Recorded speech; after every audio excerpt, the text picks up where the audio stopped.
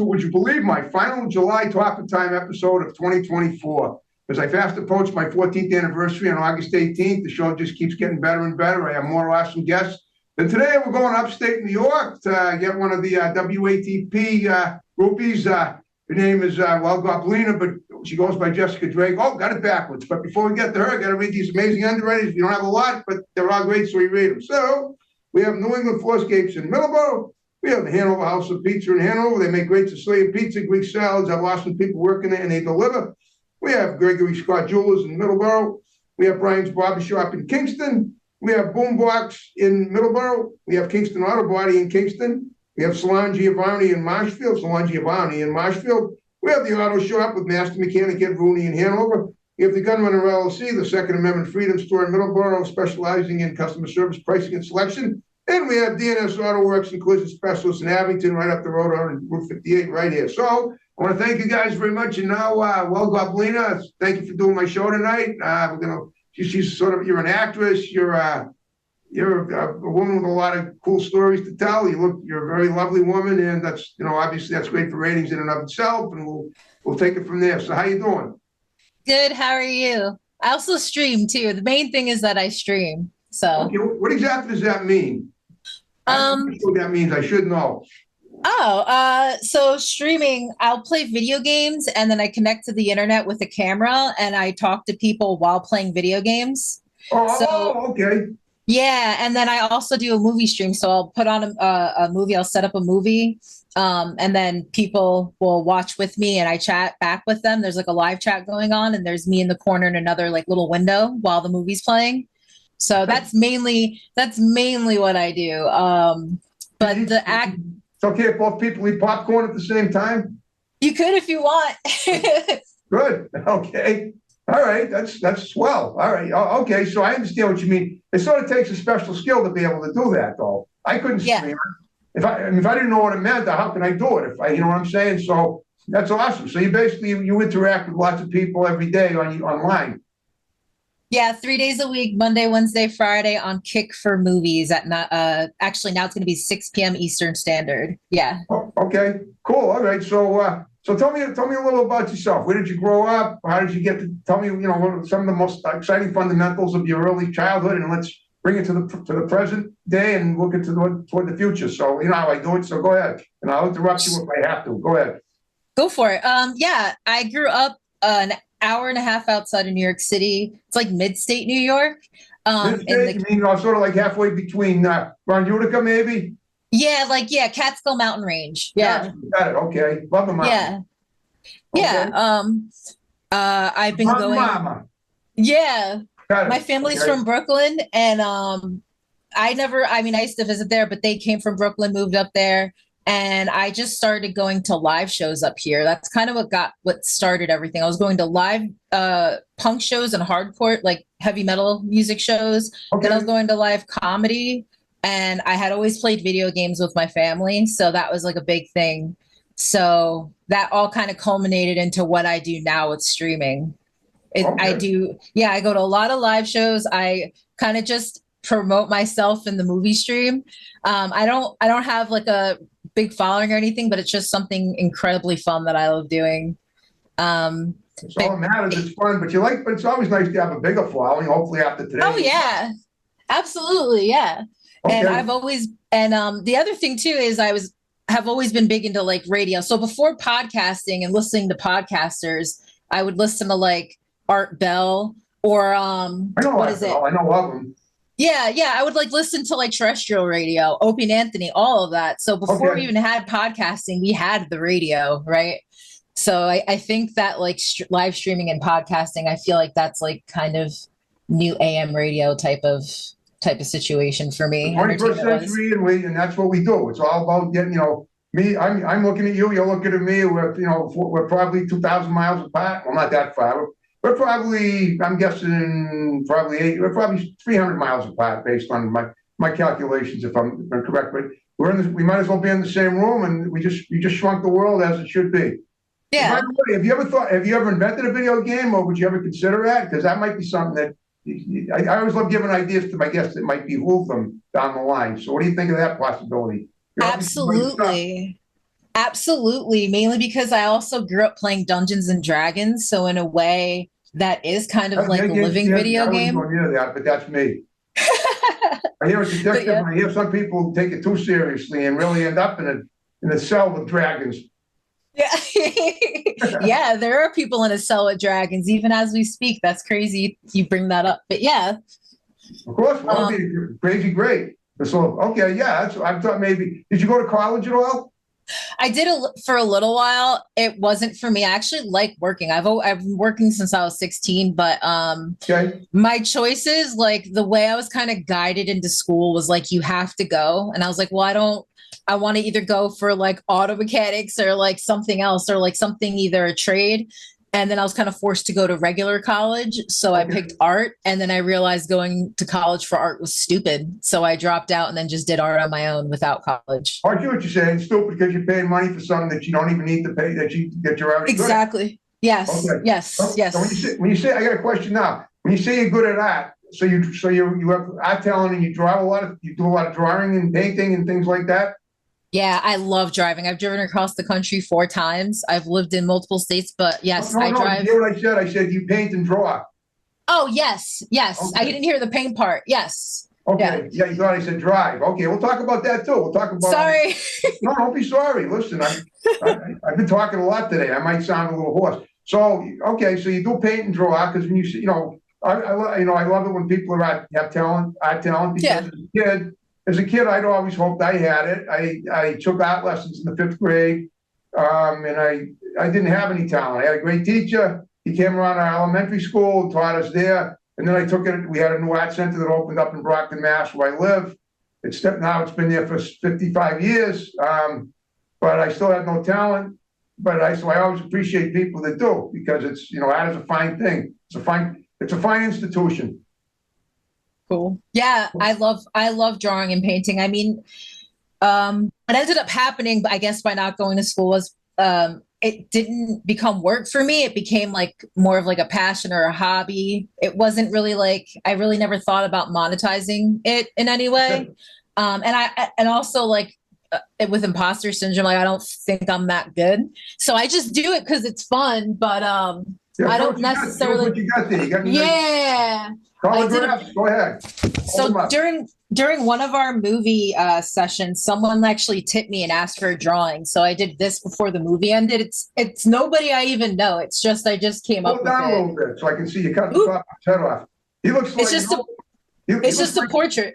Robinson Crusoe. Remember Ah, that cool, classic tale? You didn't even know that. Wow, that's awesome. cool, yeah. And then another stream I ended up doing just a bear in a cowboy hat. Oh So it's wow. like during my stream, if people oh, and this is my friend. If Hold during up your my friend again. Hold up your friend again. I want to see.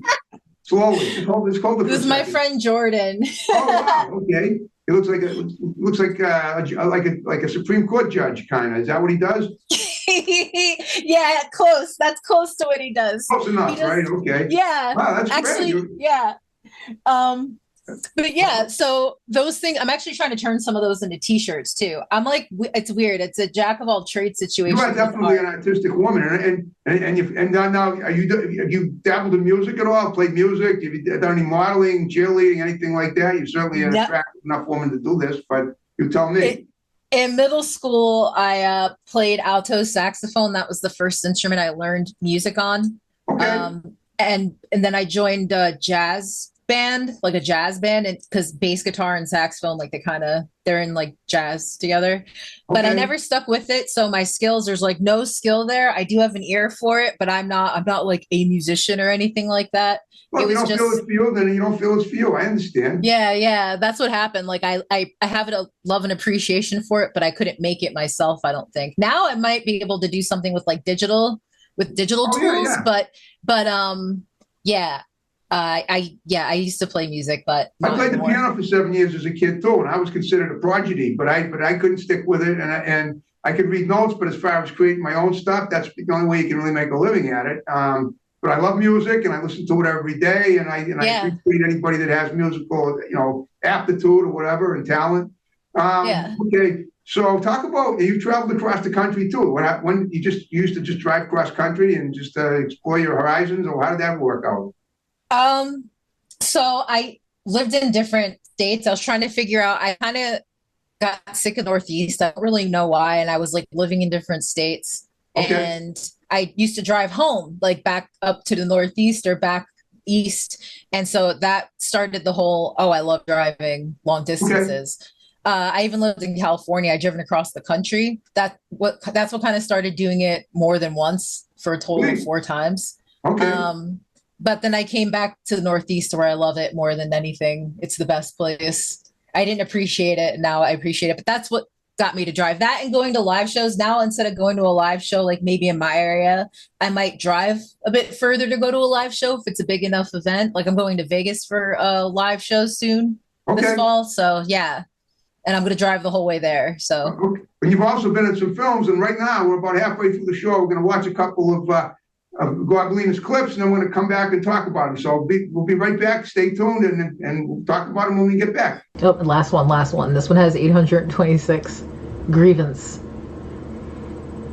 Grievance is a game community spanning many games. We consider ourselves a community guild that raids. We don't raid Mythic. If you want to apply, please fill out an application. Discord, fill out an application. Hi, this is my application.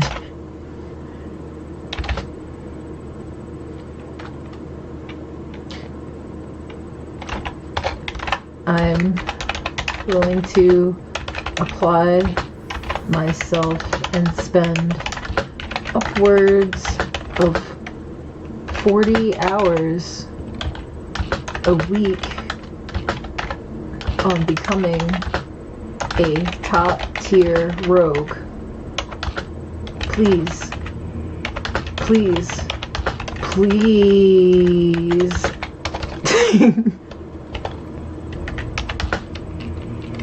I really need this.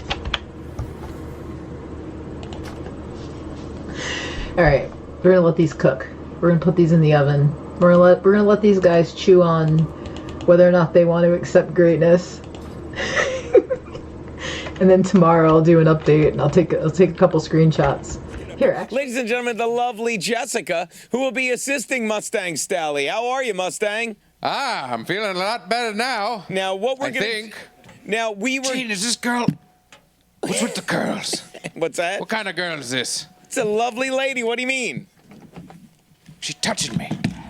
My abacus. Thank you. Oh, well done. Please don't do that to me. I'm very delicate. She's a pro. He's great. Now, here's what we're gonna do.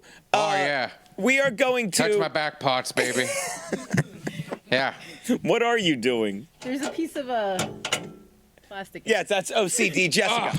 Now, Thank you. Okay, that was great. What did we just watch? sure. So the first clip I believe I sent you, bear with me. Sorry about that. It's okay. I totally forgot which ones I sent you. There's a prank. Gino Bisconti. I was on In Hot Water. That's what I sent you. I was on In Hot Water. Okay. I That's a film, right? No films. I was not in movies. Anything that I had filmed, it's not out yet. Like I did sketch. I was in comedy sketches as an extra. Okay, right? wow. Yeah, I was in comedy sketches as an extra for $1 Million Extreme World Peace 2. Okay. And then for Big J Okerson, a comedian, he did like a sketch. I don't think that one's out yet. I was just an extra with like a feature scene in each one. That was it. That was In Hot Water too. That was one of the sketches as well, right? Oh, In Hot Water, that was just live show. Yes. In Hot Water. Okay. It didn't start out like that. I actually just went to go hang out with Gino because and one of his buddies, Robert, just because I like had been talking to them all throughout COVID, or talking to Gino all throughout COVID, and was like sick of the masks and all that stuff. So Okay. so I went down to hang out with him, and he said, "Hey, do you want to be on the show?" And I was like, "Oh, sure." And that's how that was born. And Wow. it was the most fun I ever had. I did acting with an inanimate object. It was a microwave. Okay. And the Want to microwave tell us what you had did with the microwave? Oh, okay, never mind. We saw the clip. we actually microwaved 3 bags of pork rinds until they came wow. out perfect. Yeah. Okay. And- Oh, good. and At least you didn't starve, right? Yeah, right. But no, that was actually super fun. But yeah, that's all. It was just I just got to have fun with the microwave and Gino, and I got to knock over an abacus, which is tradition on Gino Show. If you've never seen Gino Show, if you see an Okay. abacus, knock it Okay, over. you guys are all in Rochester now, right? Yeah. Oh no, they're in New York City. They're based off. They're on Anthony Cumia's network. Oh, yeah, okay, all right. Yeah, which is. Aren't you in Rochester? I'm sorry. Say that again. Aren't you in Rochester now? No, not right now. I'm not in Rochester. I'm in New York. I'm down. Uh, so I'm probably like 3 hours and change from where you're at in Massachusetts. I think Yeah. maybe 3 hours or so. Yeah. Okay, so you're in the Catskills. Rochester. Yeah, Rochester's like 4 hours away. Okay, But I right, do yeah. go. I do go over there. So, Okay. and I do So tell me love. about, all right, change yeah. the subject. What exactly is a live show? Is that like stand-up comedy or a bunch of people? Anything, stand-up comedy, concerts. Okay. Well, actually, it's usually right now in my life, it's those two things. I only go to live shows or stand-up comedy and concerts. The last one I went to was a Louis J. Gomez show, which was Okay. awesome. Yep. But yeah, those are the main things. They're music, comedy, live shows. They're the best. Okay. Have you ever done stand-up comedy yourself? I'm actually writing some, but I'm not very good at it. But I'm doing it anyway. Because that's great. I mean, listen, I know if I bomb, you might be better than you think, because that's the idea. You have an urge to do it. You have a yearning to do it, and that might mean that you can surprise yourself. I never thought I'd be doing this until I started doing it either. So yeah, and I'm not just afraid. stick If with it bombs, it bombs. What I'm Yeah. really doing is learning the technical part of it. So if it does bomb, I got to remember to double down always, right? So Yeah. I'm thinking of I'm trying to get down all the tips that really sweet and kind people have been giving me that do stand up. Yo, Manny, thank you. Okay. He's my buddy who gave me tips on that. So yeah, that's pretty what I am. Keep doing it. But yeah, I only have like 5 minutes, so I want to do 10, and then I'll see if I'm good or not. Oh, I understand. So you have a fiance, right? Is that someone he was a big fan of Topic Time, and he's the Yes. one. I'll tell me about how did you guys meet, and how did you he must be thrilled when you told him you were going to do the show with me, right? Yeah, actually, yes. And he informed me of living room baseball, which I'll ask you about in a minute. Sure. But Every day, yeah, you can, sure. We'll talk about my living room baseball game. My living room baseball game is a game that I invented back in 2005 in my living room, where I basically I had a couple of cats, and I went down one day in 1996 to train for a sales job, and I brought some balls back, and I had a broken off ice scraper with it. I had an ice scraper in my living room with the edge broken off. So I thought to myself, hey, I got like a bat and a ball. Why don't I try the game? The cats couldn't have cared less about the balls, but I realized if I hit the ball over the fireplace, it could be like a home run. And then it took me 9 years to actually create the game as it is now. I didn't even make any real rules or playoff formats before. But now, since 2005, I play a 6-game series every day, and the only way you can score is to hit the ball over you have to hit a home run. There's 2 ways you can do it. You can hit it over the fireplace, or you can hit it in the middle of the room and run 4 bases before it stops moving. That's a grand slam. So, but if you get any hit that's less than that, you got to get a home run on the next at bat, or you give up a run. And if you strike out, you give up a run. Meaning I set the ball, throw it against the wall. I have no furniture in that room just for the purpose of playing the game. And to win a championship, I play 6 games every day. No matter how I do, I play all 6 games. But as soon as I lose one, there's no championship. So like today, I finished 5-1. I've gotten really good at the game. But so now 19 years later, since I started it and changed my address one time, I've won 138 championships in 19 years, meaning I finished 6-0 138 times in 19 years. And to that end, it's kind of my exercise ritual for my mind and my body, because you have to hit and you have to run, for usually like at least 45 minutes when you play the game. And it's fun. And sometimes I screw up and I swear, and nobody's, and the neighbors can hear it. I don't care about them. I hope they can hear it. I want somebody to hear it when that happens. But it's one of my creations. I started that long before Topic Time. I started it 5 years before Topic Time. And it's something people have asked me, do you ever think you might want to make money on it? And I said, nah, not necessarily. I mean, I'm happy to share it with the world, but if somebody wants to pay me to show them how to play the game, I'll be happy to do that. But it's not something I'm really, that's really a top priority for me. So that's basically what it is. It's my, it's my daily part of my daily exercise ritual for mind and body. And and I keep score sheets. I got 15 years worth of score sheets in my closet now. That's the thing awesome. is, it took me 4 years to figure out that it'd be better to keep the results of the games on score sheets. So even though I started the series on February 9th, 2005, it wasn't until January 6th of 2009, after I moved, that I started doing that. So here it is now, 15 years after that, and every day that I played since January 26th, 2009, which is 15 and a half years ago now, I've had score sheets in my closet. Now, I separate the score sheets. The ones where I won championships, it's a much smaller pile I keep on the upper shelf of the closet. The rest of them I keep, in a lower pile from the floor. And what blows my mind is that even after 15 years, I still probably have enough room for 50 more years worth of score sheets in there, which I'll probably keep playing for until I, pass away. I expect I'll keep doing that. If I die while I'm either doing the show or playing the series, at least I'll be doing something I love doing. Heck yeah, that's how to be. And also, it must be fun if you've been playing it for that long. You know what I mean? Fun, yeah. Obviously, it's fun. It's fun, it's fun, and I do it after breakfast. So what I do is I have a nice breakfast because I'm a vegan. I have a vegan breakfast every day, and then I rest for a few minutes, and then I get up and I play it. Once I wash my dishes and stuff, and like I said, it's part of my ritual every day. My family thinks it's bizarre, but so what? That's good. No, that's a good thing. People, the most creative people, aren't we? Yeah, that's what I was going to say. The more people think you're weird, you're probably doing something right. I've gotten so much flack for being weird, like just for being a weirdo, that it doesn't matter. Just keep doing that. That's awesome. Keep doing it. I love weird people so much. I genuinely do. I think it's important. I think creative types are very important. Yeah, they absolutely are. We eccentrics excel at whatever we excel at, and it's pretty good. But sometimes it takes us a lot of years to find our niches. It sure took me a lot of years to find out. I didn't even start talking time until I was over 50. I was 50 and a half when I started it. Okay, nice. And on that note, we're down to the final 5 minutes of the show. I hope you had fun talking to me. I hope we covered about as much about you as we could, and that's it. So what I want you to do, Belina, is just give a few shouts out to people that are going to see the show, and then we'll wrap it up with my snap and the way we started it. Sure. Vinny Paulino. Hey, Vinny, when are you going to get me the guy from Jackhammer to do my show? Darn it. Come on, let's go. He loves wrestling about as much as me, so I had to shout him out. John Curtis. Big guy. Looks like a wrestler. Yeah.